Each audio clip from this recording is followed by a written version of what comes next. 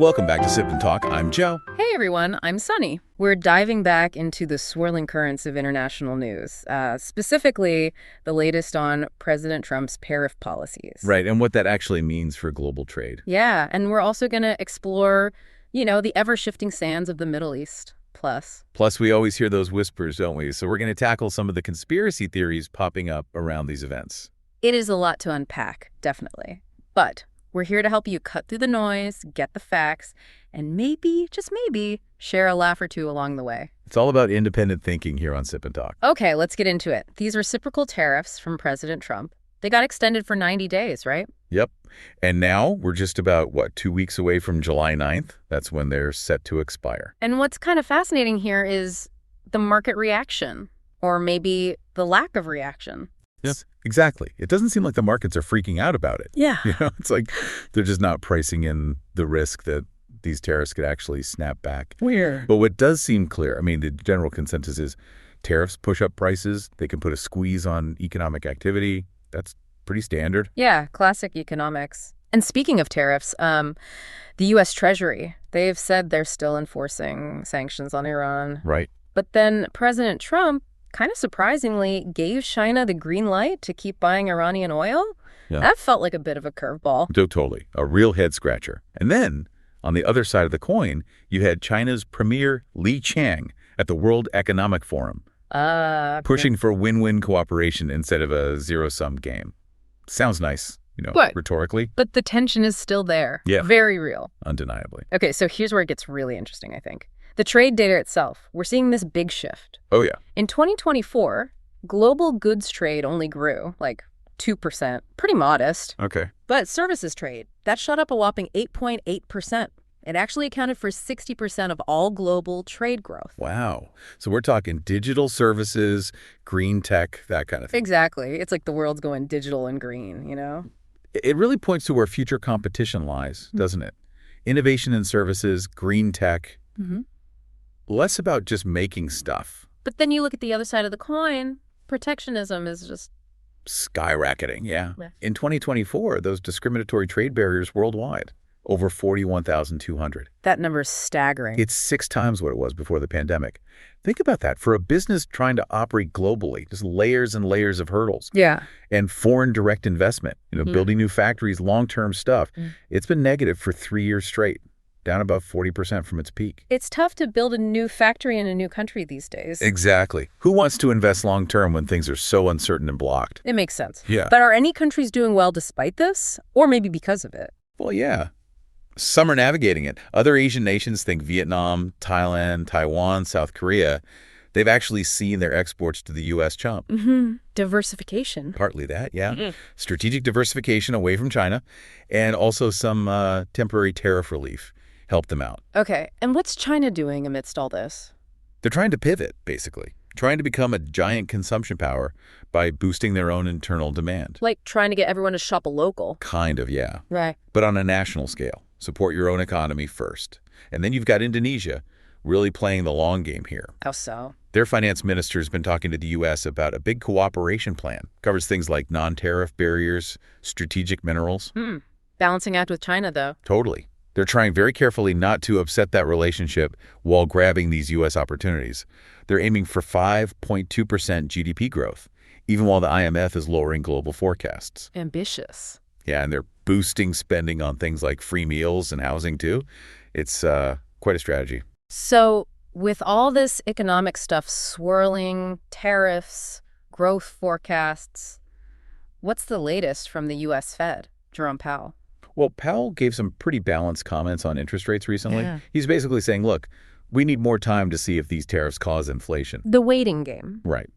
But he also hinted that maybe early rate cuts might be on the table. Just a hint, but the market loves a hint. Oh, absolutely. And other Fed officials even suggested a July rate cut is very likely. Wow, okay. So the market is now pricing in at least 2 cuts this year. And all that talk, it made U.S. bond yields drop, stocks went up, the dollar weakened. It's like the Fed just saying, hey, we've got options. Keeps everyone hopeful, I guess. Pretty much, signaling flexibility. Okay, let's shift gears a bit. Other international currents. How are other big players handling things? Japan, for instance. Yeah, interesting stuff there. Japan's former vice finance minister actually thinks Japan, China, and South Korea could see over 4% GDP growth this year and next. Mostly their own domestic economies, he reckons. Less reliant on exports, maybe? And didn't Japan just push back on Trump? They did. Flat out rejected his request to hike their defense spending by 5%. They made a point of saying they prioritize quality over quantity for their defense. A pretty clear statement. Okay, now let's move to the Middle East. Always complex, always on everyone's mind. Oil prices seem to have stabilized a bit. Yeah, after dropping for 2 days.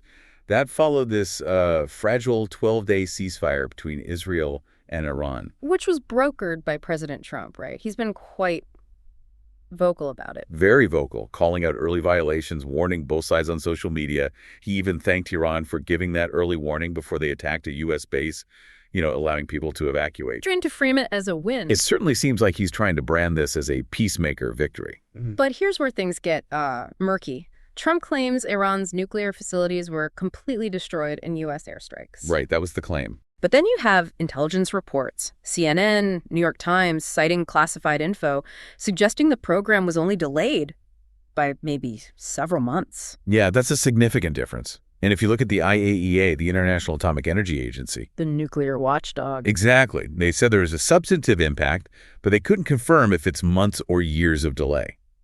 And the U.S.'s own Defense Intelligence Agency, the DIA. What did they say? They indicated that while stuff on the surface was hit, the underground facilities might not be totally destroyed, pushing the program back months, definitely not a year plus. And bomb experts, they say it would take, what, days, even weeks of continuous bombing to really clear out enriched uranium? That's the assessment, yeah. Sustained attacks. And the biggest question mark, there's 400 kilograms of enriched uranium. Enough for maybe 9 or 10 weapons. That Iran claims they moved before the strike. Exactly. The IAEA really needs to get back in there to verify that. That's crucial. Right. And didn't Kurt Campbell, former Deputy Secretary of State, also kind of question how effective the strikes were? He did. He suggested the uranium might well have been moved, and the damage was limited. He thinks Iran will retaliate eventually, maybe just not right away. Okay, so speaking of reactions, after that ceasefire, oil prices dropped. Big time. Yeah, double-digit percentage drops initially. WTI crude fell 6% to a 2-week low at one point. And then there's Trump also letting China keep buying Iranian oil. That sort of undercuts the sanctions argument, doesn't it? It really does. I mean, China never really stopped anyway, using their so-called dark fleet of tankers. But yeah, some see this move by Trump as maybe an olive branch to Iran and China. Try to shift focus back to trade, cool things down in the Middle East. Keep oil prices down. That seems to be a major goal. Yeah, suppress oil prices. But the U.S. Treasury still officially says they're enforcing sanctions. So it's confusing, a mixed message. Definitely. Now, looking at Iran's position, analysts suggest their ability to retaliate strongly is actually pretty limited. Why is that? Weak economy, internal disagreements, not many strong allies left. And their proxy groups, like Hamas and Hezbollah, they've been hit hard. Hezbollah apparently only has about 20% of its missile capacity left. Still, they could do something, right? Even if limited. Oh, for sure. Targeted actions are possible. Limited missile strikes against Israel, maybe. Or attacking key energy infrastructure, U.S. military assets. Even U.S. citizens in the region. That's always a risk. In the Strait of Hormuz. I saw Iran's parliament voted to close it. Yeah, they did. U.S. officials called that economic suicide because of the global impact. It's probably unlikely they'd fully close it, but disrupting the oil flow, that's definitely a potential tactic. And then there are the non-traditional methods. Cyber attacks. Cyber attacks, yeah. Or even global terror attacks, potentially even on U.S. soil. It's a grim possibility. But overall, Iran's regime seems focused on survival right now, looking at diplomatic options too. Meanwhile, their people are suffering. Sanctions, mismanagement, the war. Absolutely. It's a tough situation internally. And what's fascinating is how China and Russia are seen in all this. Opportunists. Pretty much. Yeah. But they aren't expected to directly confront the U.S. China especially needs stability in the Persian Gulf because they need the oil. So the Israel-Iran animosity just continues, maybe in different ways. Probably. And it's worth noting the U.S. acted alone in those strikes. Didn't consult European allies who were trying diplomacy with Iran. That must have caused some friction. Definitely sparked some worry over there, yeah. So bringing it back to the markets, what's the takeaway? Generally, markets seem adaptable to these geopolitical things. Uncertainty leads to a sort of wait-and-see approach. And history shows these events often don't impact markets as much or for as long as you might initially think. They tend to be resilient. Okay, all right. Let's move on to something, well, a bit juicy. We've heard the whispers, seen the posts online. Yes. This widespread conspiracy theory going around that the U.S. airstrikes on Iran, they didn't actually hit the core enriched uranium stuff. That Iran's nuclear program is totally fine, and the U.S. basically did all that for nothing. It's definitely out there. And it raises a really important question. Why would a theory like that even exist? What's its purpose? Yeah, if this U.S. did nothing story spreads, what's the goal? Well, it serves a lot of political and psychological goals. Like what? First off, it's designed to chip away U.S. credibility, U.S. deterrence. The message is, see, the U.S. military isn't that effective. Making the U.S. look weak. Exactly. If allies start thinking the U.S. is all bark and no bite, maybe they start building up their own defenses more or cozying up to China or Russia instead. Okay. And for Iran? It absolutely helps Iran's image. Internally, they can tell their people, look, we're strong, we're technologically independent, America can't touch us, boosts morale, projects strength. And externally, to neighbors or other powers. Same message, really. See, our air defense works, our tech is good, don't mess with us. It's about projecting resilience. It's also a classic distraction, right? Confuse the issue. Totally. The real damage assessment for nuclear sites is usually top secret. The public doesn't get the full picture. So conspiracy theories rush in to fill that information vacuum. Especially for people who aren't nuclear experts, it's easy to grab onto a simple narrative. Precisely. And what's fascinating is it also sort of lays the groundwork for future retaliation. Oh, so? If Iran says, hey, we weren't really hurt, then any counterattack they eventually make can be framed as justified. It's like saying, I'm okay, but you poked me first, so now I'm hitting back. It downplays the initial U.S. action. Huh. Clever, in a way. Plus, it gives anti-U.S. or anti-Western groups tons of material for their own stories. It reinforces what people might already believe, that confirmation bias we talk about. So who do we think might be actually spreading this kind of theory? Well, potentially Iran's official channels or media close to them. To rally support at home, fuel anti-U.S. feelings. Makes sense. Russia and China's propaganda machines could easily use it too. Boost Iran's image, weaken the U.S. globally. Pro-Palestinian or maybe pan-Arab media could use it to fire up their supporters. And even maybe some Western liberal or anti-war groups might pick it up to criticize U.S. military action as ineffective or pointless. The big problem with these theories, they don't really need proof to catch on, do they? Not at all. Yeah. And they really muddy the waters. If people start believing them too much, it erodes trust in government decisions, whether the government is right or wrong, actually. Yeah. It misleads international opinion. And honestly, it kind of strengthens the hand of authoritarian regimes because it pushes this idea that everyone is lying, this sort of relativism. Okay, so what is the real scoop based on what we actually know or what's been reported credibly? Right. So U.S. airstrikes back in June 2025 hit 3 main Iranian nuclear facilities: Fordo, Natanz, and Isfahan. Key sites. Using B-2s, stealth bombers. Yeah, B-2 stealth bombers, Tomahawk missiles. Dropped a lot of explosives, around 420,000 pounds total reported. I guess it. There's always a but.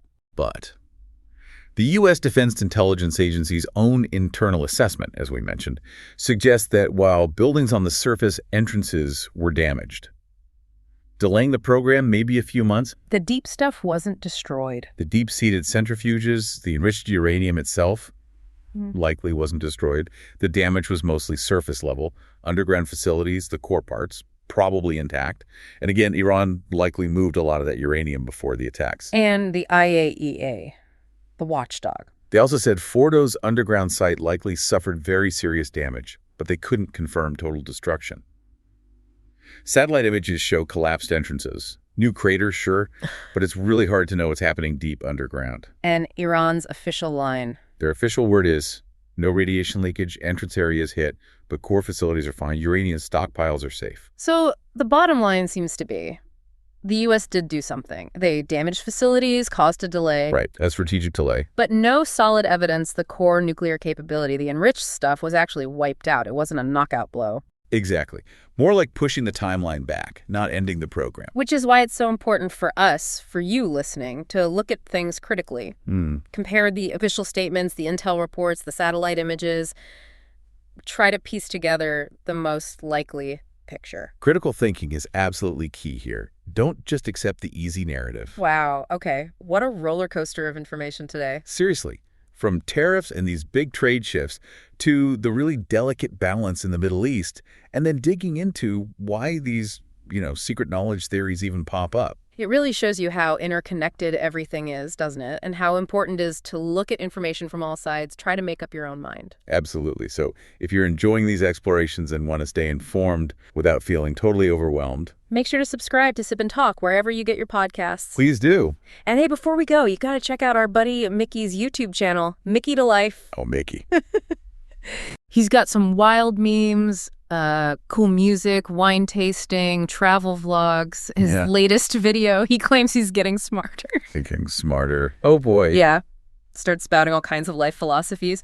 Seriously, go check it out. You won't regret it. It's an experience. You definitely won't regret it. Thanks for joining us for another Sip and Talk, folks, and we'll catch you next time.